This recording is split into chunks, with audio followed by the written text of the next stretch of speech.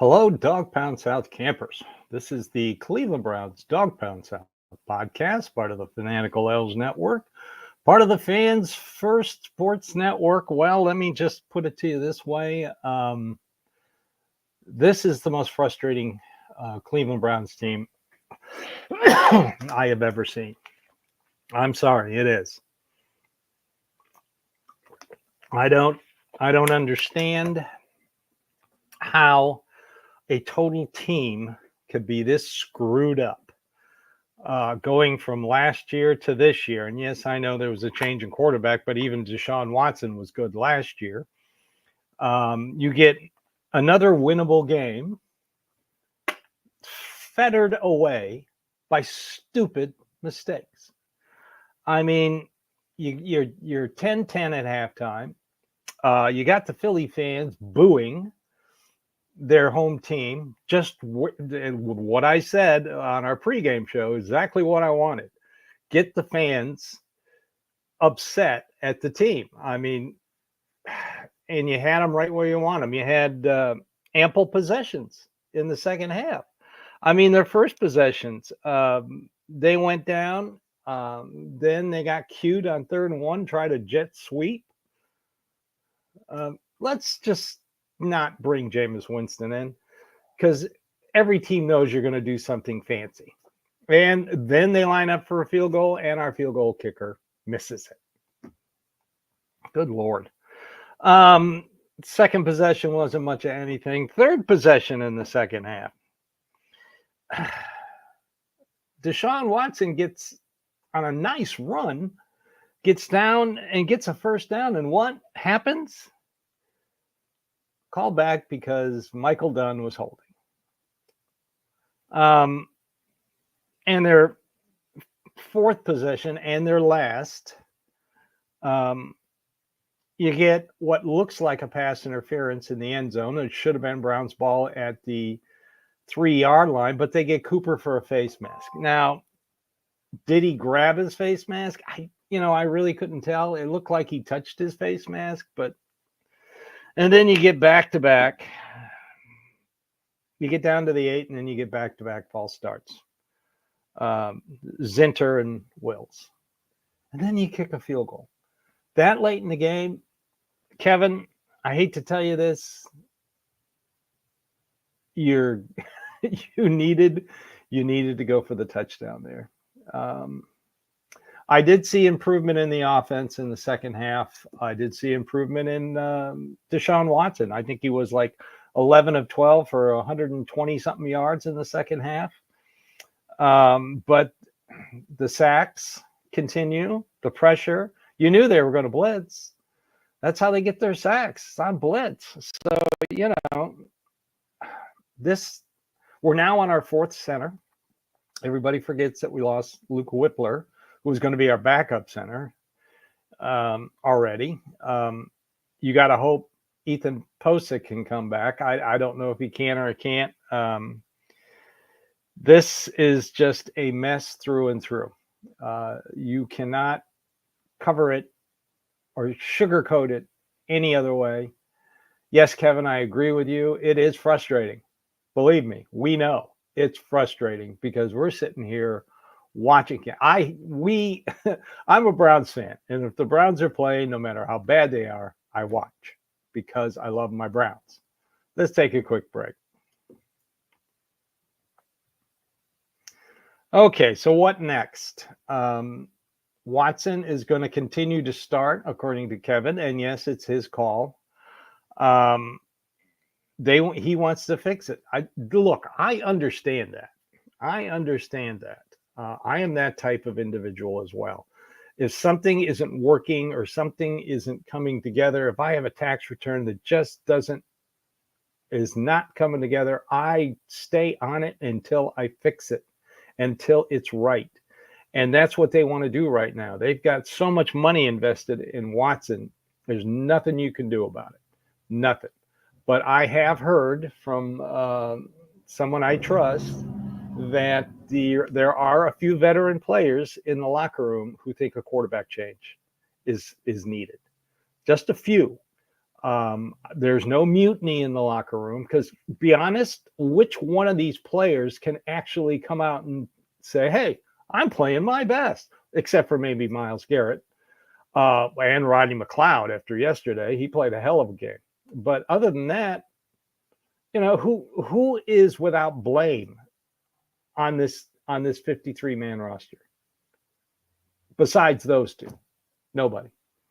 So what happens next? Now, I see a lot of people suggesting, and I heard it on the radio this morning, that they trade Myles Garrett. Are you freaking kidding me? You think this front office is stupid enough to trade their best player? Did you not see what he did again?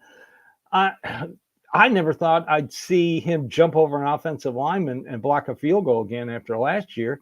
Apparently, nobody on the Eagles watched highlights of Myles Garrett last year.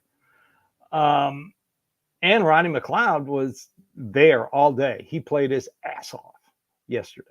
But, can you trade pieces if they get to that point?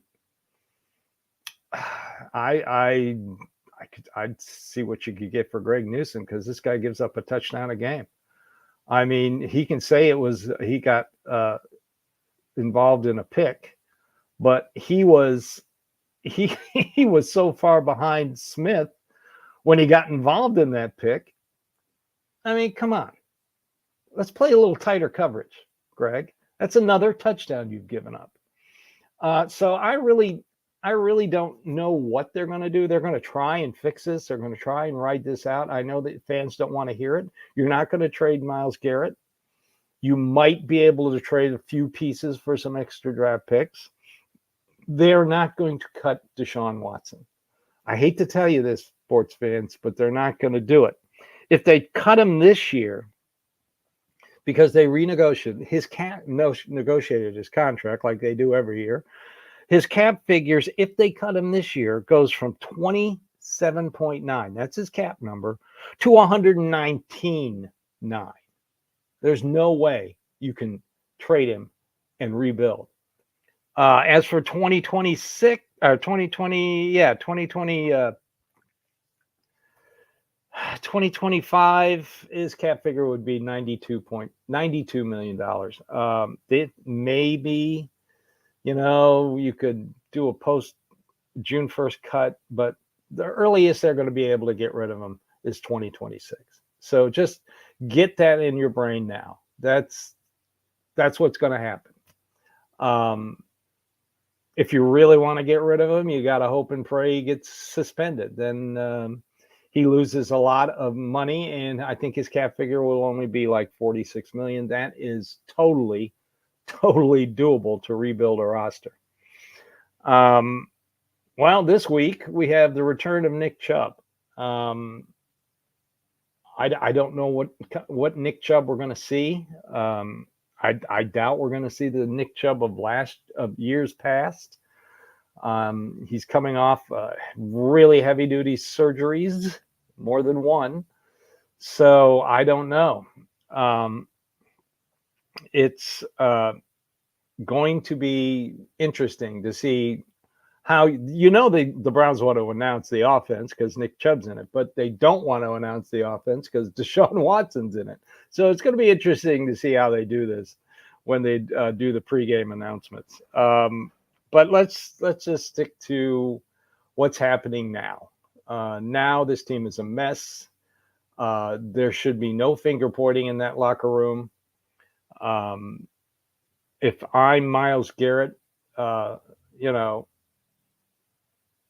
think his voice carries a long way, and I've heard that he and JOK are making sure there's no mutiny in the locker room. So, and they're not going to trade Myles Garrett. I'm going to say this more and more during this podcast. They're not going to trade Myles Garrett. Why in God's name would you do something stupid like trading your best player?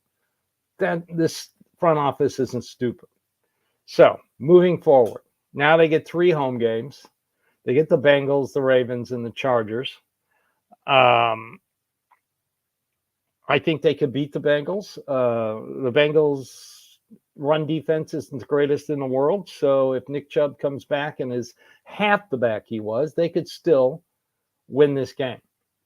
As for the Ravens and the Chargers, I'll deal with that when we get to it. But right now, I'm focusing on the Cincinnati Bengals and this team getting it right. You saw adjustments. You saw the offense work better in the second half. The only thing that stopped them was themselves.